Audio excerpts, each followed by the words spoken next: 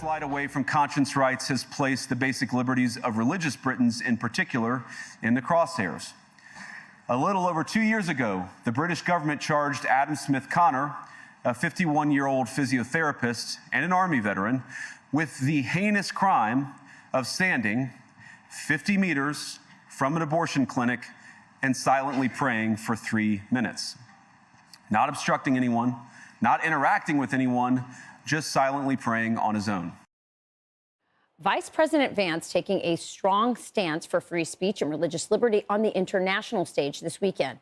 Adam Smith Connor, who was highlighted in the speech, joins us now, along with Senior Legal Communications Officer for the Alliance Defending Freedom International, Lois McClatchy Miller. Welcome to you both. What an honor to have you both on. I'm going to start with you, Adam. How surprised were you that Vice President Vance chose to highlight your story as an example of how Europe is losing its values? I was incredibly surprised. I had no idea it was going to happen. I'm a physiotherapist. I was treating a patient. I just had a few minutes gap between patients, and Lois's number came up on my phone, so I quickly answered it. And she said, the Vice President of America is talking about your case, Adam. So it was incredibly surprising, and I'm very grateful to him for highlighting this case. So take us back to when you were in front of that abortion clinic. Why were you there, and what were you doing? So I've been part of 40 Days for Life for a few years, and we pray, we offer help to women, and we have a phone number that people can call. I wasn't doing any of that on this occasion. On this occasion, I had no banner. I wasn't saying anything aloud. I wasn't even particularly close to the clinic. I was behind a tree, obscured from view. And I was there for not very long. I was there for about 3 or 4 minutes, silently praying. I wasn't interfering with anyone. And these two officers came up to me, asked me what I was doing. I said I was praying. And then amazingly, shockingly, they asked me what was the nature of my prayer. And it was my answer to that question that I was praying for my son, Jacob, who they knew had died in an abortion, that led to my prosecution. Unbelievable. I'm really taken aback. Lois, tell me about what happens now. So he was prosecuted. You guys are now appealing. What are the penalties? For those of us who don't understand British law, take us through that. Sure.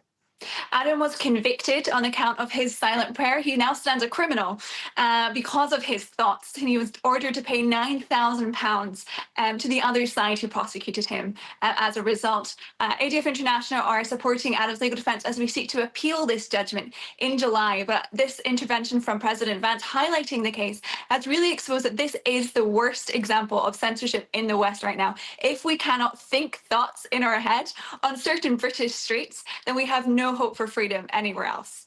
Yeah, it is truly stunning. Although I can't sit here as an American and say that we're clean of any of this. I mean, the last administration imprisoned plenty of pro-life activists who were in front of clinics as well, and thankfully Donald Trump has set them free.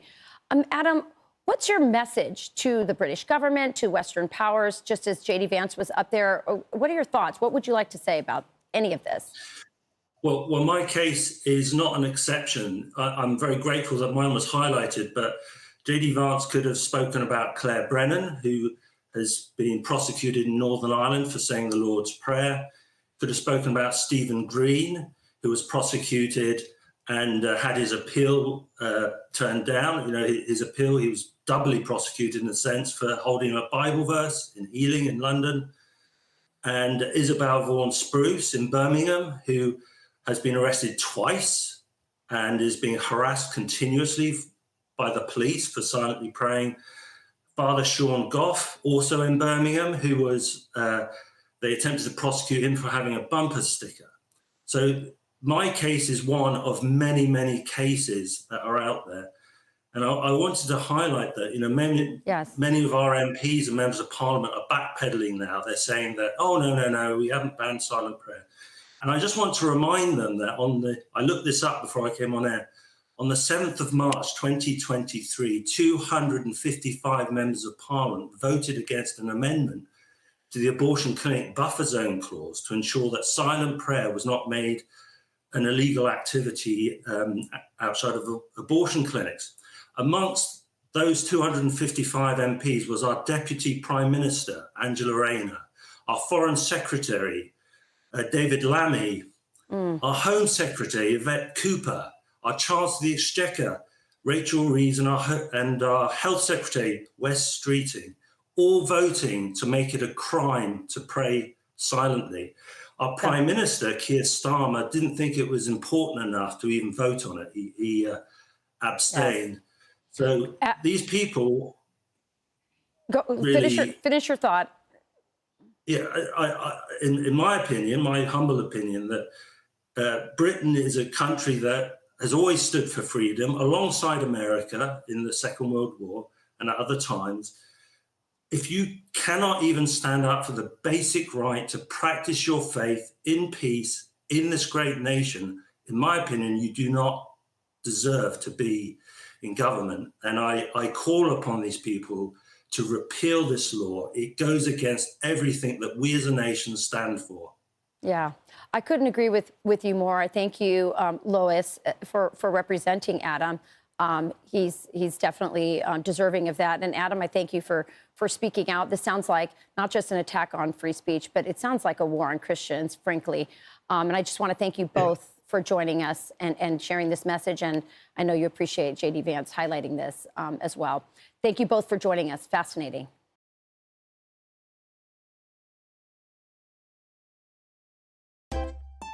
If you enjoy this content, please consider subscribing to my channel to stay up to date with future videos. Thank you for watching.